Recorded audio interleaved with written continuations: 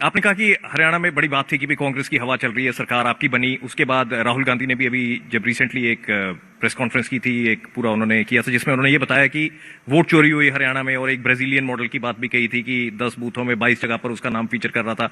बाद में उस बात में कुछ ज्यादा निकला नहीं। उसको आप कैसे देखते हैं? देखिए, ये जो आरोप आपके ऊपर लगाया गया कि वोट चोरी की, नहीं तो हमारी सरकार तो बनी रही थी, हमारी हवा तो थी, हमारी सरकार बनती, इन्होंने वोट चोरी की। ये लीजिए एग्जांपल, ब्राजीलियन मॉडल और 10 बूथ 22 जगह पर नाम, और फिर वो बात निकली नहीं। ज्योति जी, मैं आपको बताना चाहता हूँ, ये तो मरवाई दिया बेचारा राहुल गांधी, तो फंसा ही दिया इन्होंने। पता नहीं कौन थे नुगड़ का मुद्दे, मेरे को नहीं पता किसने दिया इस नुगड़ का, फंसा दे इसने तो बेचारे नो, इन्हें पता तो लगता नहीं है। इसके हाथ में पहले दे दिया वो संविधान की बुक दे दी, कहा जी मोदी जी अगर बन गए, कहा तीसरी बार संविधान को खतरा हो जाएगा। कौन दे रहा है, मेरी समझ में नहीं लग रही बात। फिर एक और मुद्दा दे दिया, कहा ईवीएम खराब है, कहा ये दे दिया इसके हाथ में, ईवीएम को लेकर के लड़ाई होगी। जहां तो कांग्रेस जीत जा वहां ईवीएम नहीं है, और जहां हार जा वहां ईवीएम है, उसको गाड़ी लग जा देना। लोग देख रहे हैं देश के। और फिर इब्जा नहीं और कुछ मिला, कहा जी वोट चोरी हो गया, कहा ये भी इसके हाथ में पकड़ाई दिया। बताओ इब्जा कौन वो व्यक्ति है, वैसे तो सम्मानित करने लायक जिसे वो मुद्दे बनाए करते। आप बता रहे थे कि आपको पंजाब से काफी लोग मिलने आ रहे हैं, बता रहे हैं कि वहां कई तरीके की दिक्कतें आ रही हैं, आपसे पंजाबी में बात करते होंगे। तो 2 लाइनें आपसे भी सुने कि आपकी पंजाबी कैसी है, टेस्ट करें कि तुसी भी पंजाबी च गल कर लेंदे हो, उन्हां दे नाल तुसी पंजाबी च गल करदे हो।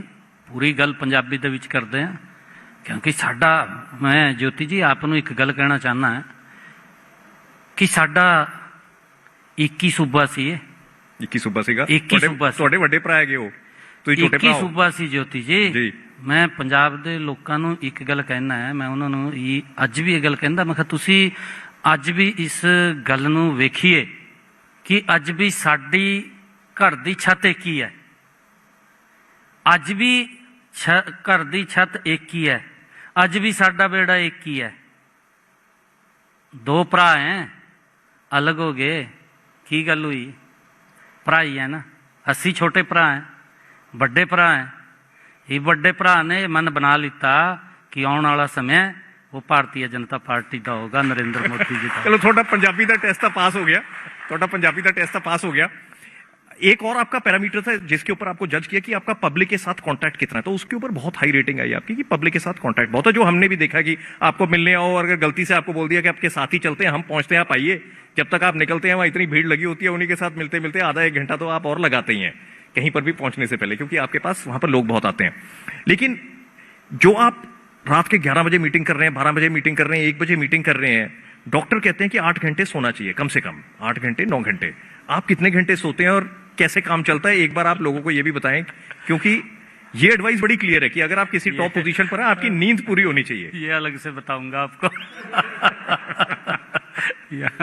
यहाँ मत पूछिए, अलग बताऊंगा आपको। ये तो आपने और भी ज्यादा क्यूरियोसिटी बढ़ा दी है। तो सैनी जी, एक चीज आपसे मैं पूछना चाहूंगा कि आपके पास गुड़गांव का इलाका है, फरीदाबाद का इलाका है, बहुत डेवलपमेंट है वहां पर, बिल्कुल एनसीआर रीजन के साथ साथ लगते हैं। लेकिन आपके पास महेंद्रगढ़ भी है, नू भी है, रेवाड़ी भी है, जहां पर बहुत बैकवर्डनेस अभी भी नजर आती है। अब आपके पास ये सबसे बड़ी चुनौती है कि आप ये जो हरियाणा की जो आप तरक्की और प्रगति की बात कर रहे हैं, इसको पूरे हरियाणा में आप कैसे इसको लागू करेंगे, उसके लिए क्या क्या करेंगे? बहुत टाइम से चुनौती चलती रही है। कुरुक्षेत्र करनाल जहां से आप आते हैं, अगर उसकी बात करें तो वहां इरिगेशन बहुत है, फसलें बहुत अच्छी होती हैं, लेकिन कुछ इलाके हरियाणा के ऐसे भी हैं जहां बहुत सूखा है। ये आपके सामने चैलेंज है, एक तरफ गुड़गांव, एक तरफ नू, एक तरफ करनाल, एक तरफ कुरुक्षेत्र, इन सब चीजों को आप लेकर साथ चल रहे हैं और सबकी तरक्की लेकर आप आगे जा रहे हैं। क्या चैलेंज यहां देखते हैं? नहीं, चैलेंज नहीं है, हम गति से काम कर रहे हैं। ज्योति जी, आज अगर आप लोग देखेंगे हरियाणा का ज्योग्राफिकल एरिया 2014 से पहले अगर हरियाणा के एक कोने से दूसरे कोने में जाना होता था तो लगभग 8-10 घंटे लगते थे। जैसे नारनौल से हम चंडीगढ़ आना है, नारनौल से जब चलते थे तो चंडीगढ़ पहुंचने में लगभग 11-12 घंटे लगते थे। सुबह 4 बजे चलना है तो शाम को 5-6 बजे पहुंचते थे। आज परिस्थिति बदली है, इन्हीं 11 वर्षों में बदल गई है। और परिस्थिति ऐसी बदली है कि अगर नारनौल से आप सुबह 6 बजे चलेंगे तो 9 बजे आप चंडीगढ़ पहुंच जाएंगे। ये बदलाव आया है। पूरे हरियाणा प्रदेश के एक कोने से दूसरे कोने किसी भी साइड जाएंगे, आपको 3.5-4 घंटे मैक्सिमम लगेंगे, इससे ज़्यादा समय नहीं लगेगा। ये बड़ा बदलाव आया है। हमने अपने बजट के अंदर अभी हरियाणा प्रदेश के अंदर एक घोषणा की थी 10 नई IMTs बनाने की, और उन 10 IMTs के अंदर एक हिसार के अंदर गति से हम काम कर रहे हैं, वहाँ IMT बन रही है हमारा। अंबाला के अंदर हम जमीन फाइनल कर चुके हैं, नारायणगढ़ के अंदर हम जमीन फाइनल कर चुके हैं। एक बड़ा लॉजिस्टिक हब जो आपने महेंद्रगढ़ की बात की है, वहाँ पर हम बड़ा लॉजिस्टिक हब बना है, जो ट्रेन अभी निकली है उसके वहाँ पर, और बड़ा वहाँ पर एक हम और भी उस साइड में करने जा रहे हैं। एक लैंड हमने वहाँ पर देखी थी, उस लैंड में थोड़ा सा दिक्कत आई। हमने किसानों को कहा भी आप महेंद्रगढ़ के अंदर कि आप ये ज़मीन हमें दे दें, ई भूमि पे लगा दें, हम एक्वायर तो नहीं करते, हम ई भूमि से परचेज करते हैं कि किसी को दिक्कत ना आए कोई भी। तो अब हम दूसरी जगह वहाँ देख रहे हैं, एक वहाँ भी बनेगा। अलग अलग 10 IMTs हमारे हरियाणा प्रदेश के अंदर बननी है। खरखौदा के अंदर आपके सामने है, डेवलप हो रही है, IMTs बन रही है, चल रहा है काम उसके ऊपर। हिसार की बात की है, अंबाला की बात की है, नारायणगढ़ की बात की है, जहाँ पर हम गति से 4 तो ये कर दिए, और भी हम इसके तुरंत बाद जो ही हमारे पास लैंड आएगी तो हम अलग अलग डिस्ट्रिक्ट के अंदर इसको बनाने का काम करेंगे।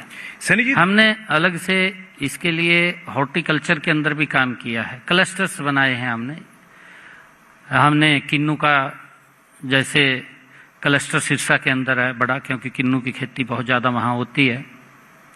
हमने एक स्ट्रॉबेरी का, हिसार के अंदर स्ट्रॉबेरी होती है, एक गुआवा का हमने तय किया है, एक लीची का तय किया है कि इस क्षेत्र के अंदर लीची होगी। इस तरफ भी हमारी सरकार काम कर रही है ताकि रोजगार भी खड़ा हो और लाभकारी भी हो, उसको लेकर के हमारी सरकार काम कर रही है। जी सनी जी, बड़े सारे क्वेश्चन आपके लिए तैयार किए हुए थे हमने, टाइम हमारा खत्म होता जा रहा, लेकिन 3 क्वेश्चन आपसे मैंने पूछने जाने से पहले। एक ये कि देश में 3 बहुत ही पावरफुल पोजीशन होती है। डिस्ट्रिक्ट में होती है DM, जिसको हरियाणा में हम DC कहते हैं, और उसके ऊपर CM। 3 बहुत ही ताकतवर पोजीशन होती हैं देश में, एग्जीक्यूटिव पावर जहां पर होती है। DM डिस्ट्रिक्ट में, जिनको DC कहते हैं यहाँ पर, CM स्टेट में, और फिर PM देश में। तो एज CM आज वो ताकत आपके पास है, काम बहुत सारे आपके सामने है, एग्जीक्यूटिव काम जो आपने कराने। आप नींद के बारे में आपने बताया नहीं कि आप कितने घंटे सोते हैं, लेकिन जब इतने सारे काम करने होते हैं, कभी कभी बतौर मुख्यमंत्री आपको फ्रस्ट्रेशन एक होती है कि शायद मेरे लिए 5 साल बहुत कम है, मैं कितना कुछ कर पाऊंगा इस राज्य के लिए। ऐसा कभी आपको महसूस होता है कि बहुत चीजें करने वाली हैं, हो नहीं रही, लोग ठीक तरीके से काम नहीं कर रहे, यहां प्रॉब्लम आ रही है, वहां दिक्कत आ रही है, आप जो करना चाह रहे हैं उस पेस पर आज आपको लग रहा है कि हरियाणा में काम हो रहा है, या आपको लग रहा है कि अभी और पेस हरियाणा में पकड़ने की जरूरत है? नहीं, देखिए ज्योति जी, बहुत सारे काम ऐसे होते हैं जो रूटीन के होते हैं, आज बन गया कल भी आवश्यकता है। जैसे सड़क है, सड़क आज हमने बनाई, बनेगी, टूटेगी तो बनेगी। ये रूटीन के कई काम ऐसे होते हैं, बहुत सारे काम हैं। कहीं पीने के पानी का नलकूप लगा है, खराब हो गया, लगेगा, वो रूटीन वर्क है, चलता रहता है। कुछ काम होते हैं स्थायी होते हैं, लंबे समय के, जैसे मैंने इंडस्ट्री की बात करी, इंडस्ट्री आए, रोजगार के साधन खड़े होंगे। हमने अभी अपने बजट के अंदर एक बात कही थी कि हम AI बेस्ड 2 हब बनाएंगे हरियाणा के अंदर, एक गुरुग्राम को, एक पंचकुला को, और इसके ऊपर गति से काम कर रहे हैं हम।